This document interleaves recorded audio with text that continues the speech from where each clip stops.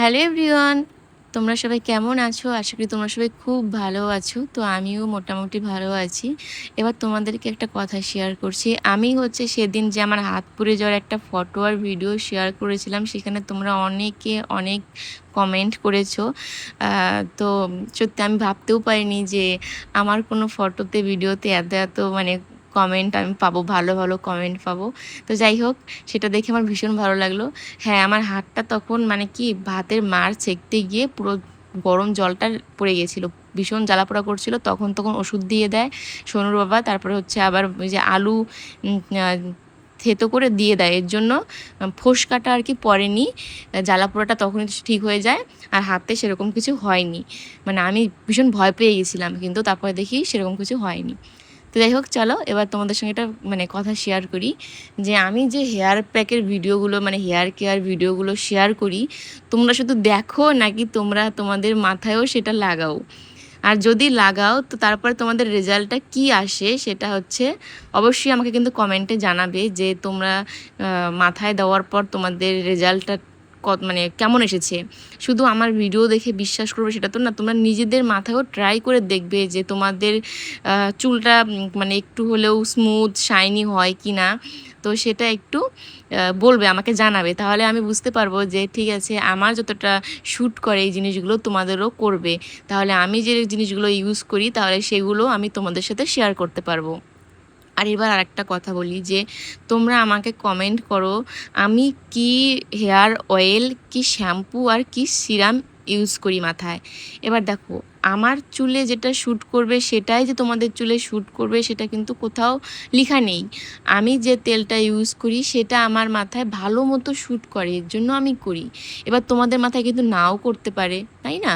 এবার তোমাদের মাথায় যে তেলটা শ্যুট করে, ব্যবহার করে তোমাদের ভালো রেজাল্ট পাবে, সেই তেলটা ইউজ করবে। শুধু আমার কথাতে কিন্তু তোমাদের তেলটা পাল্টাবে না। যেটা ব্যবহার করে তোমাদের মনে হবে যে না, এই তেলটাই আমাদের মাথায় ভালো কাজ দিচ্ছে, তো সেটাই লাগাবে। তো আমি কিন্তু শুধু যে এখন যে তেলটা ইউজ করি সেটাই করিনি। আগে একদম যে কৌটার নারকেল তেলটা, স্টিলের কৌটার নাকি এটা টিনের কৌটার যে ছিল সেটা ইউজ করতাম। তারপরে এটা ইউজ করি। এটা আমার কাছে ভীষণ ভালো লাগে, এর জন্য এটাই করি। আর এই যে হেয়ার সিরাম আমি এটাই ইউজ করি, স্ট্রিক্সের, এই যে এইটাই। আর আমি আদার্স অন্য কোনোটাই কখনোই আমি ইউজ করিনি, তাই আমি ওগুলোর ব্যাপারে আমি কিছু বলতে পারবো না। আমার এটা ভীষণ ভালো লেগেছে, এই জন্য এটাই আমি নিই। আর আগে আমি ছোটো ইউজ করতাম, এবার আমি একটা বড় দেখে নিয়েছি। এটা আমি অনলাইন থেকে নিয়েছি, দাম এখানে 300 কত একটা দেখালো, কিন্তু আরও কম দাম আমি পেয়েছি। আর আমি শ্যাম্পু ইউজ করি ক্লিনিপ্লাস, যেটা আমি এর আগেও বলেছি, আবারও বলছি, কারণ অনেকে আছে নতুন আমার ভিডিও দেখছে, তারা হয়তো পুরোনো ভিডিওগুলো দেখেনি। তো তাদের জন্য বলছি, আমার শ্যাম্পু ক্লিনিপ্লাস যেটা ডিম দেওয়া, আর কন্ডিশনার ডাব যেটা ডেলি শাইন। আমি কিন্তু এই তিনটা জিনিসই শ্যাম্পু, কন্ডিশনার আর সিরাম, এই তিনটা জিনিসই ইউজ করি, বাকি আর কিছু ইউজ করি না এগুলোতে। তো এবার তোমাদেরও যে এটাই করতে হবে সেটা কোনো মানে নেই। তোমাদের চুলে যেটা শ্যুট করবে তোমরা সেটাই ব্যবহার করবে। শুধুমাত্র আমার কথাতে এই যে শ্যাম্পু তেল পাল্টাবে না। তবে যেগুলো রেমেডি আমি বাড়িতে বানাই সেগুলো, আমি যেগুলো দেখাচ্ছি সেগুলো তোমরা ট্রাই করতে পারো। সেগুলো তোমাদের কোনো চুলে ড্যামেজ হবে না, চুল পড়বে না, কিচ্ছু না, বরং আরও ভালো হবে। তাই শ্যাম্পু, তেল এগুলো কিন্তু বড় ব্যাপার না। বড় ব্যাপার তুমি বাড়িতে বসে হেয়ার কেয়ারটা করবে। আর এই যে আজকে আমি শ্যাম্পু করেছি, আর এর জন্যই ভাবলাম তোমাদের সঙ্গে এই ভিডিওটা শেয়ার করি। তো দেখো, আমি কিন্তু হেয়ার সিরামও লাগিয়েছি মাথায়। আমি কিন্তু আরেকটু শুকনো হওয়ার পরে লাগাই, তবে আজকে যেহেতু ভিডিওটা করছি এই জন্য বারবার সময় পাবো না বলে আজকে লাগিয়ে তোমাদের একদম দেখিয়ে দিলাম। আর চুল কিন্তু একদম শুকনো চুলটাই আঁচড়াতে হবে, ভিজে চুলটা কখনোই আঁচড়াবে না। আমিও এটা আঁচড়াই না, ওই যে ভিডিও করছিলাম একবার এর জন্যই আঁচড়াচ্ছিলাম, তোমাদের সাথে কিছু শেয়ার করবো বলে। বারবার তো রান্নাঘরে চলে গেলে আর ভিডিও করা সম্ভব হয় না, এর জন্যই ভাবলাম চলো একদম দেখিয়ে দিই ব্যাপারটা। দেখবে আমি এখন যে চুলটা আঁচড়াচ্ছি, ঠিক আছে, আজ কিন্তু আমি শ্যাম্পু করেছি, তাহলে সেই হিসাবে আমার চুলটা অনেকটাই ওঠার কথা, তাই না? কিন্তু আমার চুল ঠিক কইটুকুন উঠবে সেটা তোমাদের সাথে শেয়ার করবো বলেই এই যে চুলটা আমি আঁচড়াচ্ছি।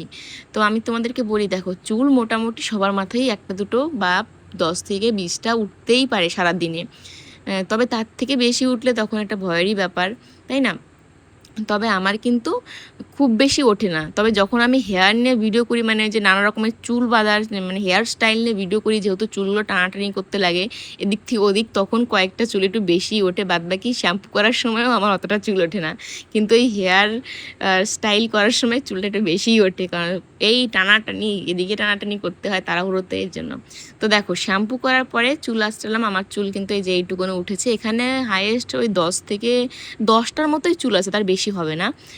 তো 10টার মতো চুল আছে, যেহেতু পেঁচিয়ে পেঁচিয়ে রেখেছি যেন মানে মনে হচ্ছে বেশি। তোমরা কিন্তু একদম এটা অরিজিনালি দেখো, মানে ভেবো না যেটা ভুল, এটা একদম অরিজিনালি। কিন্তু আমি যে কটা চুল নিচে পড়েছিল সেগুলো উঠিয়ে তোমাদেরকে দেখালাম। তো দেখো চুলটা আঁচড়ানো হয়ে গেছে। আমার চুলটা কিন্তু এত ভালো লাগছিলো তখন ধরতে, কি বলবো। তোমাদেরকে চাইছিলাম শুকনো চুলটা দেখাতে, তাহলে তোমরা আরও ভালো মতো বুঝতে যে শ্যাম্পু করার পর কন্ডিশনার আর হেয়ার সিরাম ব্যবহার করাটা কতটা দরকারি। কিন্তু আমি আজকে ভীষণ কাজের চাপে ছিলাম, এর জন্য আর সেটা সম্ভব হয়নি। তবে তোমরা অবশ্যই শ্যাম্পু করার পরে যে শ্যাম্পু ইউজ করো না কেন সেটার কন্ডিশনার ব্যবহার করবে, আর হেয়ার সিরামটা কিন্তু অবশ্যই ব্যবহার করবে। মানে শুধু শ্যাম্পুটাই দরকারি না, কন্ডিশনার আর হেয়ার সিরামটা খুবই দরকারি। সত্যি আমার যখন অনেক বড় বড় চুল ছিল তখন আমি হেয়ার সিরামের ব্যাপারে অতটা জানতাম না। তবে আমি চুল কাটার 1 বছর আগের থেকে আমি হেয়ার সিরামটা ইউজ করি, আর এটাই করি। আর এখন তো চুল কাটার প্রায় 1 বছর হতে চলছে, তো ধরে নাও 2 বছর ধরে আমি হেয়ার সিরাম ইউজ করি, আর বুঝতে পেরেছি যে হেয়ার সিরামটা কতটা দরকারি। তো চলো আজকের ব্লগটা তোমাদের কেমন লাগলো, ভালো লাগলে অবশ্যই লাইক কমেন্ট শেয়ার করো।